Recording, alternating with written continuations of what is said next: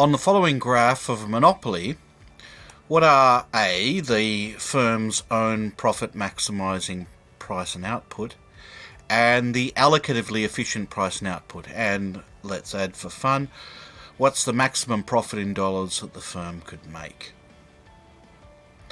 So here's our diagram.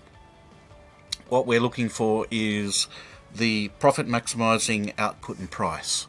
So that's the output is going to be determined by the point where marginal revenue equals marginal cost, our equimarginal principle. So that's, and then the price will be given by the demand curve, that is the highest price consumers are willing to pay, at that optimal output, that profit maximising output. So where's that output? Where marginal revenue equals marginal cost. So this is this point here, so that's going to be 3 units of output. And then we can get from that the price at that output. Ta-da! So the profit maximising price is going to be $14 and the profit maximising output is 3 haircuts per hour. Alright. Now what about the average cost curve? That's going to give us the average cost at the optimal output. That is the cost per unit at the optimal output. So that's here. So we can see that the price per unit that is being obtained by the firm is $14 and the cost per unit is $10. So there's $4 profit per unit being generated. So we can find the profit, which we often represent by the Greek letter pi. We find by the price minus the average cost. That gives us the average profit, or the profit per unit, multiplied by the number of units. So $4 profit per unit times 3 units. So that's economic profit of $12. Now let's move on to the welfare analysis. So here we're interested in allocative efficiency and welfare maximisation.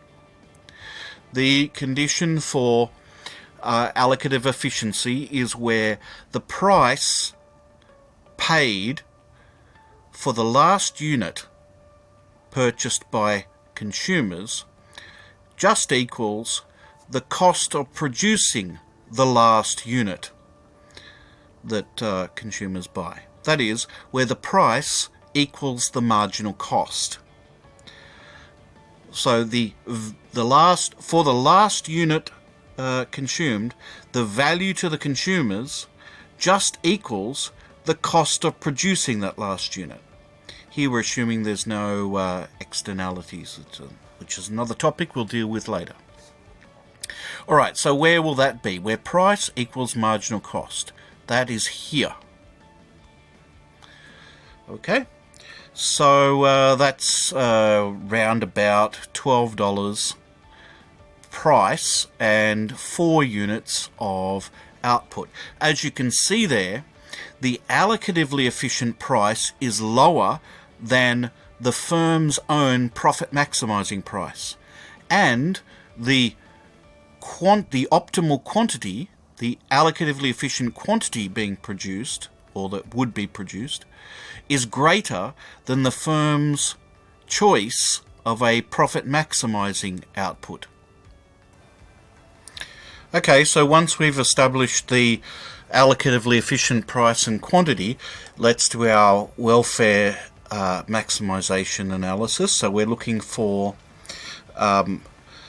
the consumer and producer surpluses. The consumer surplus this is for the allocatively efficient outcome. The consumer surplus is going to be the area under the demand curve up to the allocatively efficient output and above the allocatively efficient price. There we go. There's our consumer surplus. What about the producer surplus? Well, that's going to be the area above the marginal cost curve up to the allocatively efficient output and below the allocatively efficient price, this area here. Now, is this what the firm is going to choose? We can think, well, if it's a very, selfless and benevolent firm, then it might be interested in maximising total economic welfare. But of course, we're not going to assume that. We assume that our firms are profit maximisers. That's their goal or mission in life. So they will not choose this price quantity combination. So what's the firm going to be choosing? It's choosing the profit maximising price of 14 and the profit maximising output of 3. The consumer surplus, therefore, will be much more restricted than before. It's going to again be the area under the demand curve, but this time restricted to the quantity of 3 chosen by the monopoly and above the monopolist's profit maximising price. So this is the consumer surplus triangle in this case. What about the producer surplus? Well, that's going to be the area above the marginal cost curve up to the profit maximising output and below the profit maximising price, this area here. As you can see, a deadweight loss has been generated. But the firm doesn't care about that. It doesn't care that a deadweight loss has been generated. What it cares about is maximising its economic profit, which will in turn result for the firm in a larger producer surplus than at the allocatively efficient price and quantity.